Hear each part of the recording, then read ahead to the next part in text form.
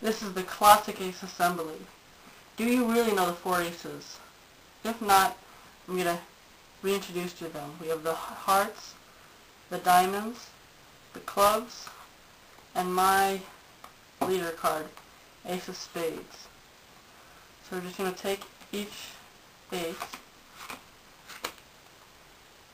and take 3 normal cards, any random cards, and just deal them down into the packs. So what that leaves us with is an ace, ace, ace, ace, random cards. So what I'm going to do is I'll take one of the random cards. I'll take this random card and this ace and just switch them.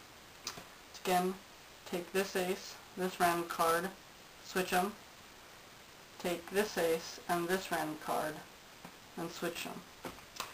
Now you may not have believed me, but we now have 4 random cards, another pile of 4 random cards,